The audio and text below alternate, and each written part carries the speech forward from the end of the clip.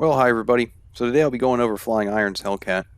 Gonna have a look at it, go through some of the features, start it up, take it off, all that good stuff, and then do a short review on it. That'll pretty much be it for today.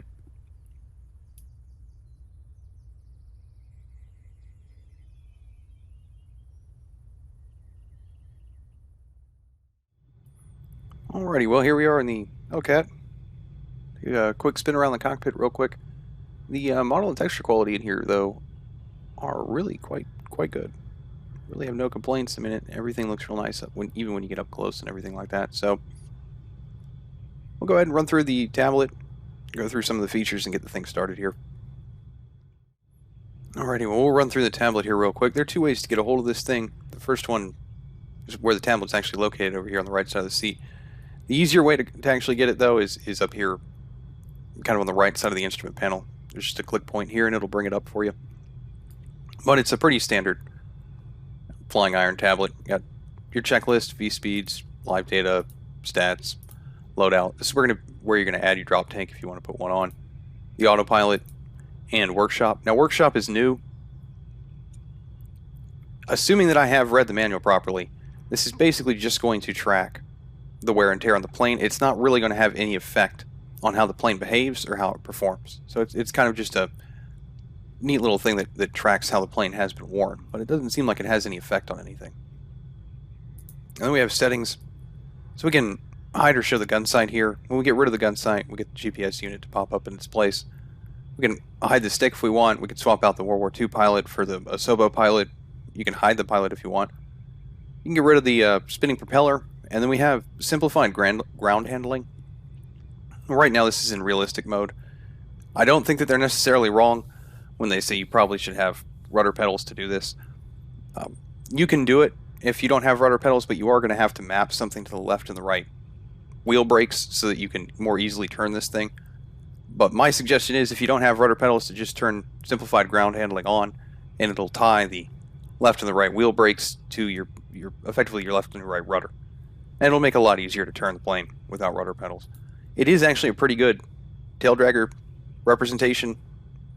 So it is pretty much it is a free caster tail wheel, and it does seem to function at least pretty similar to that. You will be able to ground loop this thing if you're not careful. And then we have realism settings up here. So these are the things you can damage on the plane, basically. If these things get to about 50%, you're probably going to start running into some permanent damage here, and if permanent damage gets to 100%, it's going to seize the motor up. If you don't really want to deal with any of this, you can always just turn it off and fly it however you want. But that's pretty much it for the tablet here, so we'll go ahead and run through the features here and finally get the thing started.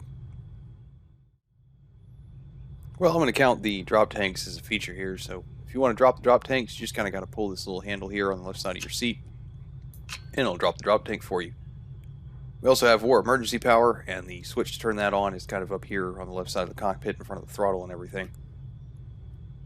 You flip this on, you get about 4 or 5 minutes worth of it. You also do have a little gauge up here that'll let you know how much you have left. Then over here on the right side of the cockpit, we have the catapult system. This thing does have a built-in catapult launch, so you flip the switch, it's going to kind of shoot you off the end of the runway. You can do it anywhere you want, but it'll launch you. It's kind of interesting. Either way, it has a keybind for it that is toggle launch bar switch. And then we have the tail hook, which functions pretty much the same way. Puts the tail hook down. You can catch, cables technically in a field if you wanted to. And this one also has a keybind that is toggle tail hook handle. I do recommend, if you're going to use these quite a bit, to at least map the tail hook. It is a little difficult to actually click on from its location from where you normally sit in the plane. You could probably get away with not mapping the catapult launch switch, but it's probably better to, not have to look up here, because it does give you a 3-second countdown that basically just shoots you off the end of the runway if you're not on the carrier or anything. And then the last thing we got here is the fact that we can fold up the wings. Well, we will have to turn the battery on before you can do that.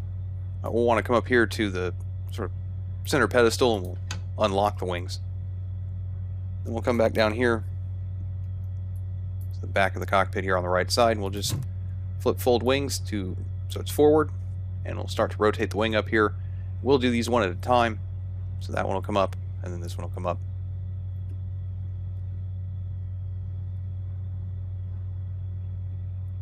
And there we go. Wings are folded up. So to unfold them, just follow the other just repeat the process backwards, I guess. And it'll unfold the wings. Now, as far as I can tell, it doesn't really matter if you actually lock them. Haven't run into a scenario where anything happened while I was flying, but, just in case I'm wrong, you might want to lock it up again. Alrighty, well, we'll go ahead and get this thing started. So we'll want to come over here to the right side of the cockpit. And we'll go ahead and flip the battery on. Over here to the left side, we'll make sure the mixture is, but I think auto rich or rich. And then we want to crack throttle a little bit. Make sure the propeller pitches up to full. Go ahead and flip the tank selector down to reserve. Turn the fuel pump on. Up here and flip the magnetos onto both. Then come back over here to the right side. Uncover the starter and go ahead and prime this thing.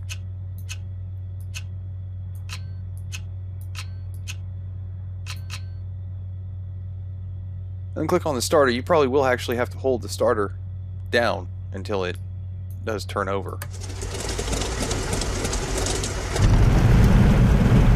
But there we go. Got the Hellcat started. So we'll go ahead and head out here to the runway and take it off. Okie dokie. Well, made it out here to the end of the runway. Now, as far as taxiing this thing goes, might want to be a little careful with it when you first start out with it, but either way, once you kind of get it down, it's a pretty easy thing to deal with. Probably wouldn't go much above, let's say 1,000 RPM, maybe 1,500. 1,500 might be pushing it, but probably the slower the better, really. Either way, quite like how it behaves on the ground. So we're going to go ahead and take this thing off. Need to lock the tail wheel, mainly because it actually does something in this plane. You probably get away with not using it, but it does make taking off a little bit easier. Another thing I have found that makes this thing a little bit easier to take off is about 15 degrees of aileron trim, because this thing really does like to roll a little left, and that kind of helps compensate for it a little bit. I'm going to kind of go over what we're going to do here before we actually take off, mainly because I don't want to talk while I'm trying to keep this thing on the runway. But we'll want to get up to about 60 knots, begin pulling back on the stick. Should lift off somewhere around 90 to 100 knots. I do find myself lifting off a little bit later than that, somewhere around about 110, but it's not really a big deal. So we'll go ahead here and get going.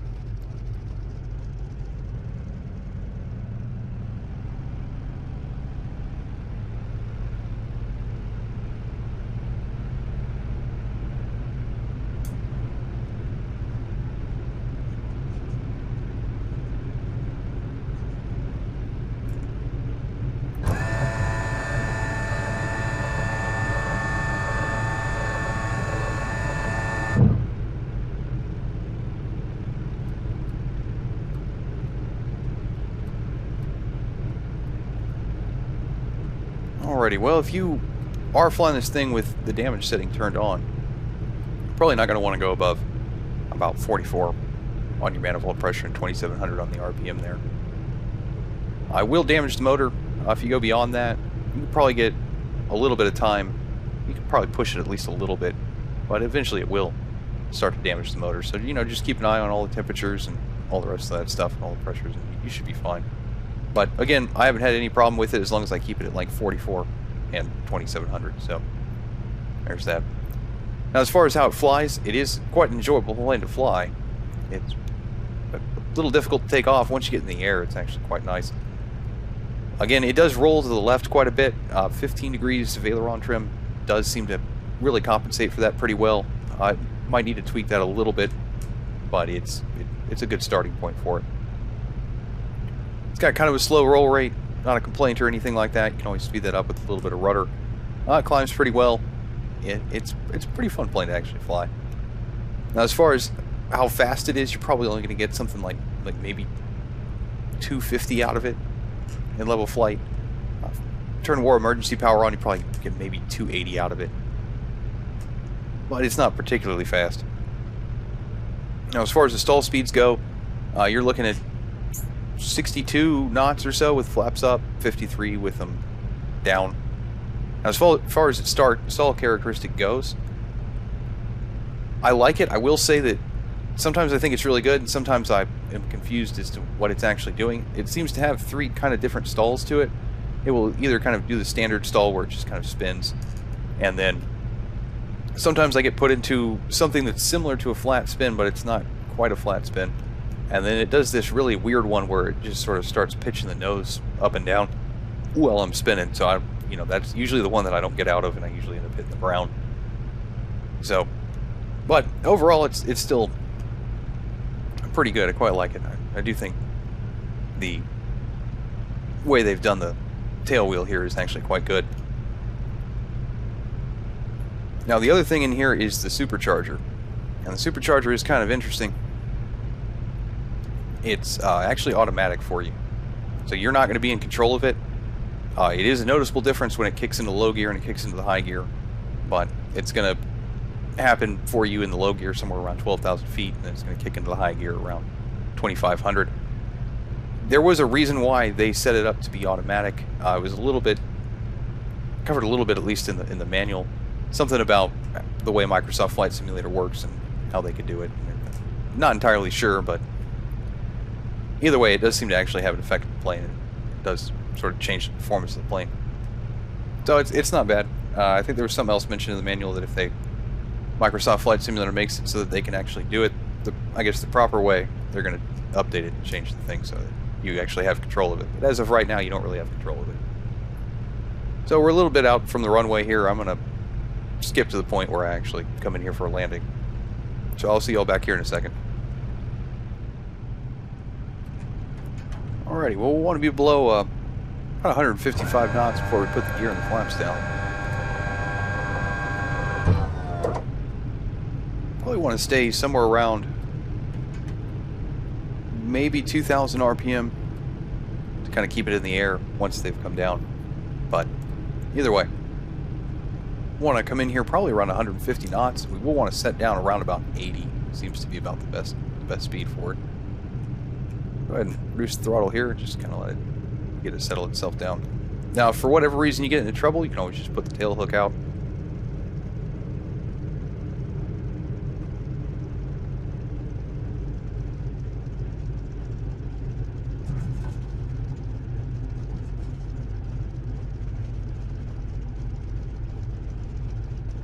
I'll go ahead and start getting on the brakes. Now, it will nose plant itself, but you can put a fair amount of brake pressure into it. It won't really nose plant itself, but do be careful as it starts to slow down, because it does like to do that.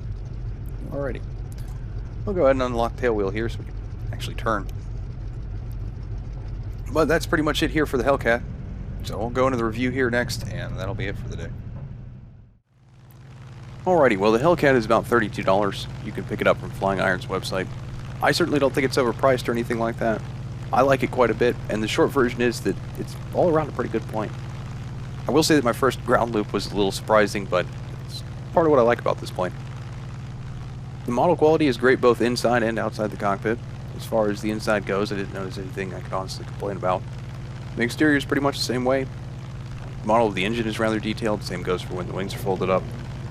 The textures are easily on par with everything else. There's a fair amount of detail with them. The interior looks nice and worn. One of the things I did like was the scuff mark underneath the lever for folding the wings. It's kind of an odd little detail, but I like odd little details. The exterior is pretty much the same way. There are handprints, boot prints all around the plane, including the standard things like oil and whatnot. The sound effects are great. It's kind of loud, but that's not really a complaint. I will admit that sometimes I just put this thing on autopilot and sit in the exterior view and listen to the engine. If you close the canopy, it does muffle the engine noise. I think that's kind of a nice touch. You know, when you stretch the airframe, it does groan. The switches and things sound relatively unique. It doesn't sound like a bunch of reused sound effects. Overall, it sounds crisp and clear. The only caveat to that is the engine startup, and I don't really think it's a big deal. But there is a bit of a hard stop between the engine cranking and then running it. It's like there isn't a smooth transition between the two sounds, but either way, it's not that noticeable. The features I quite like. I'm not going to spend too much time on them, but the wing folding animation is really good. You can drop the drop tanks if you want. The built-in catapult and tailhook system is always really cool. There are a pretty good number of paint schemes. Granted, 4 of them are the Blue Angels, but either way, you get a nice selection. The new addition to their tablet is also quite nice. I will say that Flying Iron's tablet is my favorite of all the planes that I have. There is a good amount of information in that thing.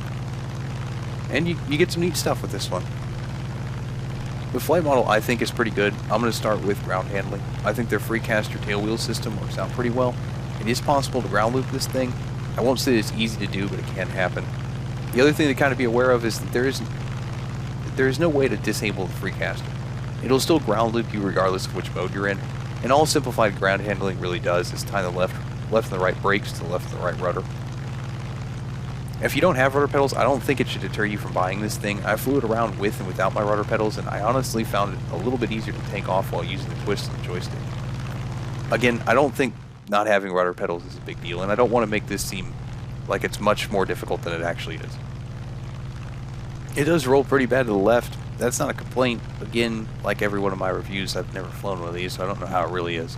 But it makes sense to me, so it is what it is. But it is pretty stable once you get it trimmed out, and it pretty much does what you tell it to do. It has sort of a slow roll rate, it turns pretty nice, it climbs pretty well. It does feel kind of heavy, and yet also feels kind of light. It's kind of an interesting plane. The stalls, I think, are pretty good. It'll put you into a spin. You might have to work at it a little bit to get it to do that. But it does have one that I can't get out of. I can replicate it over and over again, but it always results in me crashing into the ground. I'm going to put it kind of at the end of the video here so you can see what it looks like. So overall, I like the Hellcat, and I have had a lot of fun flying it. It looks good, it sounds good, has a nice amount of damage to it. It's not overly complicated in its damage model, it's just enough to make you pay attention so you don't destroy the motor. It has some neat features. I like the tail hook a lot. It has saved me from running into the bushes quite a bit. It might take a little bit of practice to kind of get down, but I do think it's a good one. And so that's pretty much going to be it for today, everybody. So thanks for watching, and I hope I'll see you all next time.